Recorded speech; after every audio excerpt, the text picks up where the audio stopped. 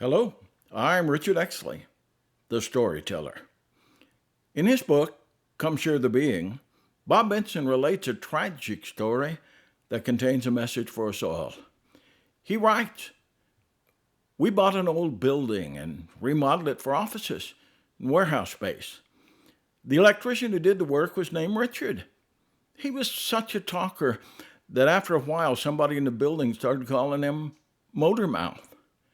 He always had a smile and a ready answer to any question, serious or joking. He was a joy to have in the building.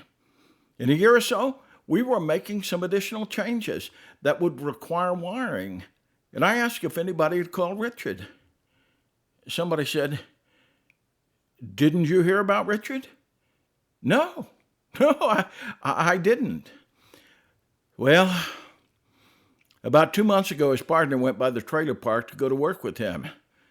And Richard said, 'I'll just meet you up at the job in about 20 minutes. And Richard went back to the trailer. He'd been arguing with his wife and went back to the bedroom and came back and touched her on the shoulder as she stood at the sink. She turned just in time to see him pull the trigger of the pistol he had pressed against his head. Richard, motor mouth, always joking, always laughing, always talking, always willing to be the butt of our jokes, was dead.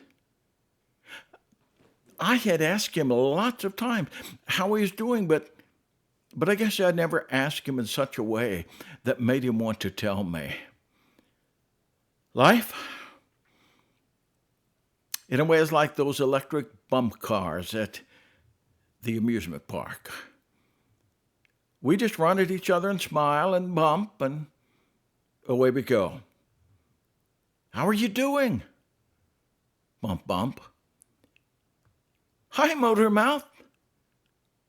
Bump, bump. I'm doing great. Fantastic. Bump, bump, bump. And somebody slips out and dies because there's no one to talk to. Bump, bump, bump. What a haunting picture of our broken world. Lots of hurting people pretending to have it all together, laughing, talking, hiding their pain behind a superficial gayety. Makes me wonder how many people I bumped into, how many times I've asked how they were doing, but not in a way that made them want to tell me. I wonder how many of them slipped out into the night and died, just a little on the inside, because they had no one to talk to. I mean, really talk to. Now, look around you. What do you see? Probably needy people within arm's reach, right there in your own family. A spouse you've been too busy to love. A teenager you'd never taken the time to understand. A child who hardly knows you. Or maybe it's a person you work with. The one you've written off as antisocial, the troublemaker. Do you have any idea why they are so angry, so defensive? What about the misfit you worship with? The person who is always on the outside looking in. The guy nobody really likes.